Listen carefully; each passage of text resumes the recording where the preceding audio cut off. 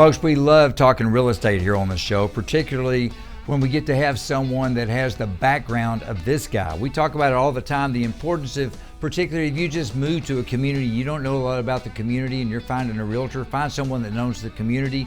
We're probably going to set a record today that may never be broken. Then my guest name is Steve Berry. He's with Williams True right in Fort Worth, Texas. Steve, welcome to the show today. How are you, buddy? Doing great, Bryan. Thanks for having me. You know, I kind of set the bar there, but you said it yourself. When I talk about the importance of working with a realtor that knows the community, how long has your family been around Fort Worth? Well, so I am a fifth generation Fort Worthian, believe it or not, and that was something actually that I just discovered in the last few years. Wow.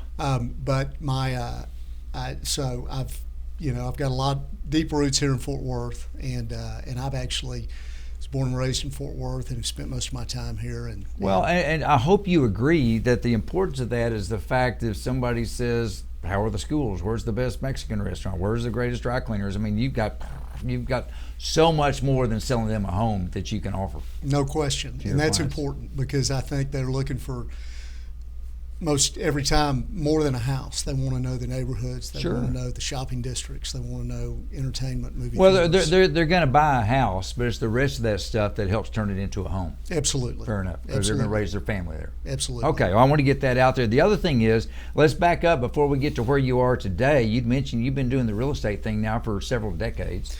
Where did you start? What did you start with residential? Were you doing commercial? What's your story? I actually started out of college with commercial. And I worked as a real estate broker and a marketing rep for Trammell Crow Company when I first graduated. And that morphed over time into a variety of roles in the commercial real estate world.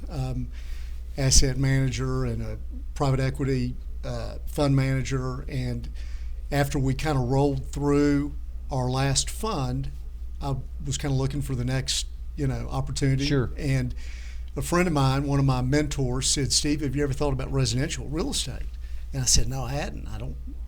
Never really even crossed my mind." And he said, "Well, I think you'd be good at it because you got a lot of great relationships and you certainly know the whole real estate, world and process." And so I thought about it, and that's what led me into the residential world about 5 years ago. Has it been 5 years? It has been. I would have to think with your background in commercial real estate, you had to be very detailed, with all the stuff on the commercial side.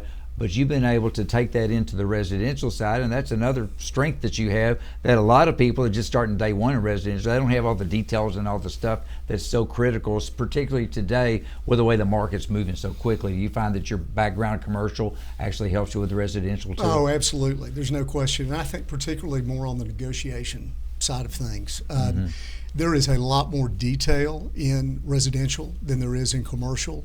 There's an inordinate amount of paperwork and regulations at the TREC, which is the state regulatory body, requires. And so that's probably the biggest difference in terms of commercial and residential is you have so many, check off boxes in the residential world. But having the negotiation skills and just the familiarity with real estate in general, I think, has been invaluable on the residential side. So when you decided to get into residential, did you go with Williams True immediately, or is this a recent deal? How long have you been with Williams True, and why did you go that direction? Well, so when I decided I was going to, make the shift, there were only, a couple of companies that I talked to in Fort Worth, and I knew I wanted to stay in Fort Worth, and really felt, if there was an opportunity to join Williams True, that was really going to be where I was going to go, because I think Williams True is a very Fort Worth-centric real estate company, and they certainly know the city and the neighborhoods, in my opinion, better than anybody else out there, and they've got deep Fort Worth roots. And so just like you, it seems like a mutually beneficial relationship. I think it's a good fit. I really do. Between both of them. I really do. Yeah. So a lot of realtors, and I'm not sure what yours is, but a lot of realtors say, "Well, I have a niche that this is the way I go." Are you that way? What do you go for? Well, so I would say that I typically work more on kind of the higher end of the market. So with buyers and sellers that are in the say 500,000 and up, and and so on, and so not to say that I don't do business at at lower absolutely. levels because Sure. I've referrals and that sort of thing. Yeah. But probably spend the bulk of my time kind of working with clients in that higher end. And then I would say kind of as far as neighborhoods or geography, my kind of niche is West Fort Worth. Right. So it's all the neighborhoods you might think of in West Fort Worth. Sure. 76107, 76116, 76132, as far out as to, Montserrat and Ridgely and kind of all of that area, I think is kind of where I focus. Well, we talk to realtors all the time, and the real estate industry seems to get crazier and crazier. I'm guessing the same thing is in Fort Worth, and if so, what are some contributing factors? Why is it just all over the place these days? Well, it's basic supply and demand. Yeah. And we are way undersupplied.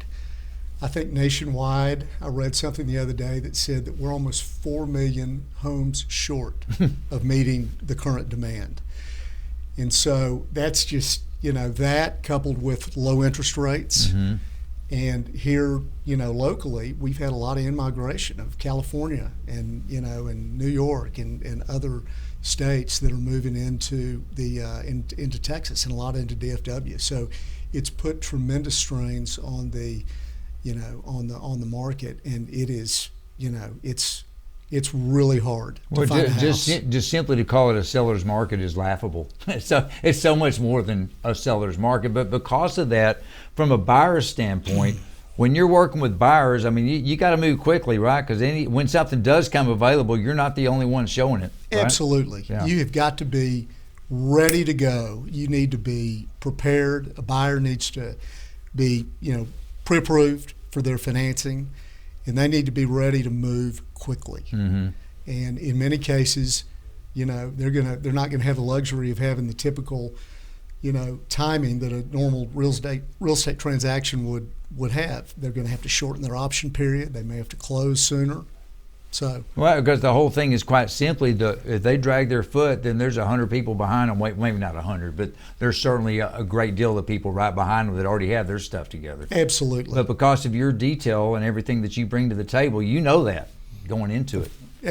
Absolutely. Yeah. And I think having a good relationship with the other real estate agents and kind of knowing, being able to talk to them beforehand to try to get a sense of how competitive this particular deal is going to be is certainly helpful as well. If someone is looking, let's say they have just moved to town and they're looking to purchase a home and they're trying to figure out which realtor they want to go with, what's some questions they should ask up front to make sure they get the right one?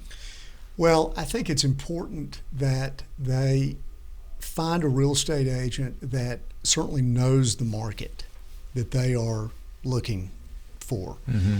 But somebody also who has got, who's adept at negotiating and can be able to help guide them into, what sort of initial offer should I make and how competitive does my offer need to be and where do I need to, stretch a little bit. And there's so many variables in an actual offer, and so it's many times it's they haven't bought many homes, and they don't really understand all that. And so education, knowledge, experience, it's all well. It's all and important. even if it's a situation where they have purchased other homes, they may not have purchased them in Fort Worth.